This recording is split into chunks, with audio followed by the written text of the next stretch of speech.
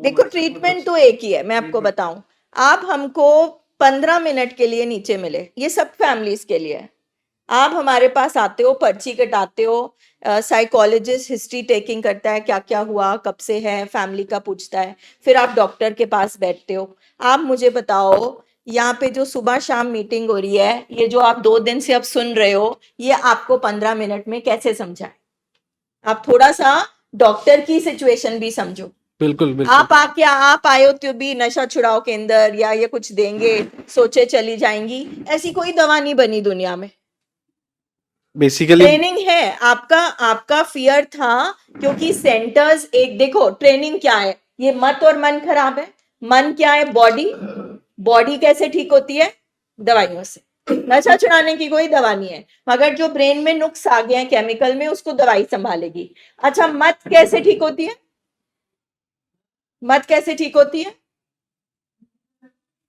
बचपन से हमारी मत बड़ी है, मत सीखी है, पॉटी कैसे करते हैं, खाना कैसे करते हैं, बच्चे से शुरू से सिखाया गया है। पढ़ते कैसे हैं, सिलाई कढ़ाई कैसे करते हैं, कुकिंग कैसे करते हैं, मत को सिखाया जाता है। सिखाया इसलिए जाता साइंस ने रिहैबिलिटेशन है, ट्रेनिंग प्रोग्राम तो बनाया ही बनाया है बनाया। बनाया है। मगर अनफॉर्चुनेटली समझ नहीं है लोगों को। सेंटर सेंटर बोल के, जो लाइसेंस नहीं है, कोई ट्रेनिंग प्रोग्राम नहीं चल रहा, साइकेट्रिस्ट नहीं बैठा, साइकोलॉजिस्ट नहीं बैठे, तो जब फैमिली परेशान होती है तो सुन रखा है सेंटर में फेंकाओ, सेंटर में ठीक हो जाता है। क्या है सेंटर? और वहाँ फैमिली भी नहीं कुछ सर्च नहीं करती, इसमें सारी इंफॉर्मेशन है। ऐसे ही जब परेशान होती है तो सेंटर में फेंक आती है। हम सब्जी खरीदने के लिए कम से कम 4 दुकानें जाती हैं। आप अपने पेशेंट को कैसे कहीं फेंक के आ सकते हो? तो फिर हमारी गलती है, हमें नहीं पता। और पेरेंट्स को ये भी गाइड नहीं किया जाता कि अगर पेशेंट बीमार है तो पेरेंट्स ने उसको कैसे ट्रीट करना है। इन सब चीजों की वजह से हमारा नुकसान ज्यादा हो जाता जैसे अभी मुझे लीवर की दिक्कत है, तो मैंने कहा था कि मैंने जो लीवर स्पेशलिस्ट है उनको दिखाना है, लेकिन आपने गाइड किया, डॉक्टर साहब ने है। गाइड किया प्राइमरी कि नीड कौन सी है? तो प्रॉब्लम तो यहाँ सिर्फ से आप है। नहीं, हम भी लिवर खराबी की वजह से हॉस्पिटल पहुंचे। जब डॉक्टर ने बोला 3 महीने से ज्यादा भाई आपका हस्बैंड नहीं जिंदा रह सकता, तो हमें नहीं समझ है। मगर अब यहाँ पे और हम किस तरीके से समझा सकते? आपको डिटॉक्स तो कराना पड़ेगा। अब जो नशे के सेल बने हैं केमिकल, उसको तो साफ करना ही पड़ेगा। डॉक्टर तो एग्जाम्पल मैं बोलता हूँ, अगर मैं चला भी जाता, डॉक्टर लीवर ठीक कर देता, लेकिन इस चीज को ठीक ना करता, तो क्या पता 3 महीने में लीवर ठीक हो जाता, 3 महीने बाद फिर मैं शुरू कर देता अल्कोहल पीनी। हाँ जी। क्या खोया आपने इस बीमारी की वजह से लाइफ में? क्या खोया आपने इस बीमारी की वजह से जिंदगी में? इस बीमारी की वजह से अल्कोहल एडिक्शन है ना आपको? हाँ जी। क्या खोया उसकी वजह से लाइफ में?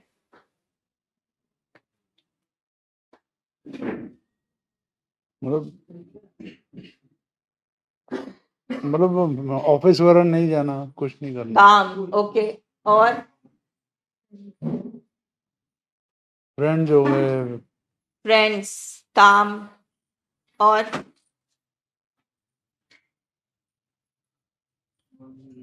बस? बस? इधर जो है वो तो काम से भी ऊपर, फ्रेंड से भी ऊपर, बहुत कुछ है।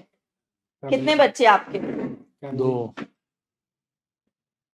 बच्चों के साथ टाइम, बच्चों के साथ रिश्ता, बीवी के साथ रिश्ता, घर वालों के साथ रिश्ता, आपका टाइम, आपकी इज्जत। बीवी के साथ सिर पे ही है, बीवी ने बीवी सिर पे है, शुक्र करो। जो भाग जाती हैं छोड़ के, आप वो उनमें से नहीं हो। मैं तो बोला बड़ी तो बार ये फॉर यार। ग्रांटेड है मतलब। नहीं, आप बोलते हो कि चले जाओ। हाँ। हाँ,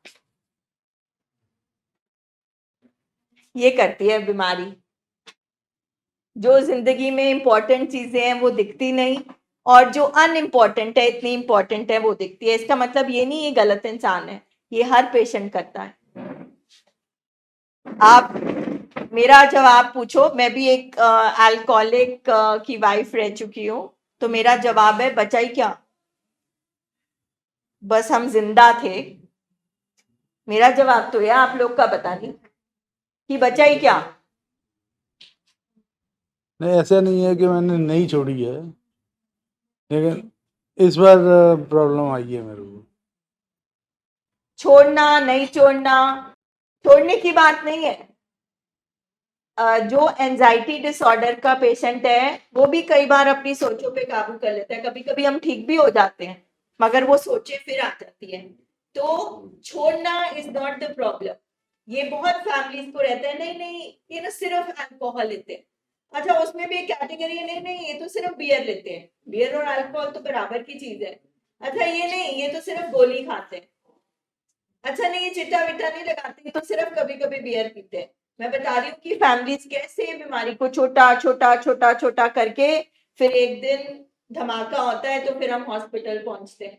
प्रॉब्लम छोड़ना नहीं है, प्रॉब्लम है छोड़ के दोबारा शुरू कर लेना और फिर रुक ना पाना। प्रॉब्लम ये है कि अब शरीर आपका कह रहा है बस अब मैं नहीं पचा सकता। प्रॉब्लम ये है, ये डिजीज है, छोड़ने की बात ही नहीं है। हमारे पेशेंट के आपका कोई कैरेक्टर खराब नहीं है, आप एक गंदा इंसान नहीं हो, आपको बीमारी है ये। अब अनफॉर्चुनेटली इस स्टेज पे हम पहुंच गए हैं कि ट्रीटमेंट और मुश्किल हो गया है, तो अब तुम्हारे पास कोई रास्ता नहीं है ना। कोई बात नहीं, हम लोग आपके साथ हैं और आपके वाइफ तो साथ ही बैठी हैं, वो ठीक करके ही निकलेंगे यहाँ से। इसको पूछ लो कितना गंदा बंदा हूँ मैं, ये खुद बता देगी। अगर मैं ड्रिंक करके कभी इसके ऊपर हाथ उठाया हो या कुछ किया हो फिर तो मेरे को बोलो। अगर एक पति ड्रिंक करके बीवी पर हाथ नहीं उठाता मगर उससे बात नहीं करता, उसको महसूस ही नहीं कराता कि उसका पति है, वो उसके साथ नहीं होता, बच्चों के साथ नहीं होता, वो मार से भी बदतर है। नहीं है वो दर्द नहीं है। तो बीमारी नशे की बीमारी का ये मतलब नहीं है कि हर पेशेंट हाथ उठाता है या हर पेशेंट तोड़फोड़ करता है। कई चुप हो जाते हैं, वो दुनिया से ही कट जाते हैं, वो भी सजा है, वो भी दर्द है। हमारे समाज में क्या परसेप्शन है कि नशेड़ी वो होता है जो गलत काम करता है, नशेड़ी वो होता है जो तोड़फोड़ करता है। ठीक है, एक चीज तो हर हर हर नशे करने वाले में कॉमन है, सब झूठ बोलते हैं, क्योंकि वो ये थोड़ा ना बोलेंगे अच्छा मैं जरा नशा करके आया, झूठ ही बोलेंगे। तो झूठ और कुछ चीजें कॉमन है, बट कई करके डिप्रेशन में भी चले जाते हैं, कई करके बिल्कुल निराश हो जाते हैं जिंदगी से। अब एक पति मारे या निराश बैठा रहे, एक वाइफ को महसूस ही नहीं हो कि मेरा हस्बैंड है, इक्वल दर्द है। तो आपको कोई बैड नहीं कह रहा, आप बुरे इंसान नहीं हो, ये आपने नहीं किया, ये आपकी बीमारी ने करवाया। ये बात होती है यहाँ पर कि देखो ये आपके लक्षण नहीं है, ये बीमारी के क्या लक्षण करवाया है। कि मैं नहीं मान रहा हूँ। हाँ जी मैम, आप क्या कहना चाहते हो, आपके हस्बैंड आप क्या शेयर करना चाहते हो? चलो आप अपना बताओ, इनका छोड़ो।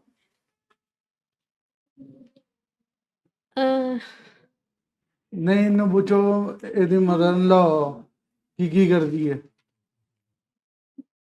बोलना। हाँ पूछो। चलो, वो जब एक फैमिली है, जॉइंट फैमिली, तो उसमें बहुत सारी बातें होती है। जब एक जॉइंट एक फैमिली में छोटी छोटी तेरी नूह है, एनल की बिहेवियर है तो एनल की बिहेवियर। वो आई थिंक मेरी प्रॉब्लम है, आई थिंक। आप थोड़ा एक्सप्लेन करें वो क्या कह रहे हैं। नहीं, उनका कहने का मतलब है कि आई डोंट नहीं कि दोनों मेरे मेरे करके तो नहीं आप वो करते ना कि मैं तंग हूँ या मेरे को कोई प्रॉब्लम है। आपके साथ नहीं तो हमारे फिर मैंने फीलिंग नहीं होती।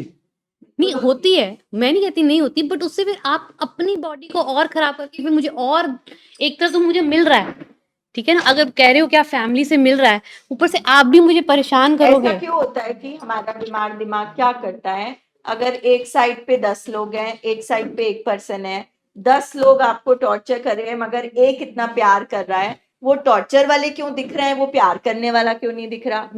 तो इसमें आपका कोई वो लेना देना नहीं है, ये एक बीमारी का हिस्सा है। आप अपना शेयर करो मैम, आपके साथ काउंसलर शेयर करेंगे पूरा, पेन तो आपके अंदर है, उसमें तो कोई शक नहीं है। हाँ जी, नहीं, बस ये है कि अल्कोहल के कारण तो आई थिंक पूरी फैमिली ही होती है उनकी। इस बीमारी के कारण। हाँ, इस बीमारी के कारण पूरी बीमारी आपकी सफर करती है। चाहे मदर हो, चाहे ब्रदर हो, चाहे सब बच्चे हो, सफर चाहे करते हैं। सब सब सफर करते हैं, ये तो है। Right. और थिंक अब सबसे ज्यादा आपने क्या खोया मैम इस बीमारी की वजह से? वही जैसे आपने कहा सब कुछ ही ऑलमोस्ट, कि जहाँ पे मुझे चाहिए कि हाँ मेरे साथ खड़े हों, वहाँ पे एक्चुअली इनकी जो प्रॉब्लम है वो है कि ये आई थिंक बिना ड्रिंक ये बोल नहीं सकते, मे बी ये अपने आप को एक्सप्रेस नहीं कर सकते। प्रॉब्लम्स तो असली वही है। हाँ, यहाँ पे हम इंटेलिजेंस का कोई कमी नहीं है, हमारे पेशेंट बहुत इंटेलिजेंट मतलब है। कि यहाँ पे हम इमोशनली बीमार लोग आते हैं। जब सर कहते हैं ना मूड डिसऑर्डर, मूड कहाँ से आता है? इमोशंस और फीलिंग्स और थॉट से। तो हम इमोशनली बीमार लोग हैं यहाँ पे, सिर्फ पेशेंट नहीं, पूरी फैमिली। इमोशनल हमें कमियां हैं, इसीलिए हम इन बीमारियों में फंसते हैं। हमारी फीलिंग्स को खाना नहीं मिलता, हमारी सोचों को खाना नहीं मिलता, हमारे इमोशंस को खाना नहीं मिलता। जैसे पेट को खाना नहीं मिले तो पेट खाली क्या करेगा?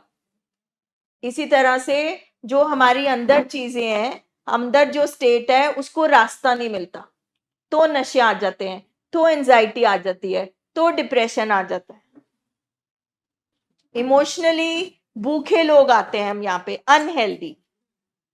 कोई हम बुरे इंसान नहीं है, हम फैमिलीज बुरे लोग नहीं है, हम बस बीमार, अनहेल्दी, इमोशनली अनहेल्दी फैमिलीज हैं। और यहाँ पे हम अपने इमोशंस को पहचानना और उस पे काम करना सीखते हैं। ये है ये प्रोग्राम।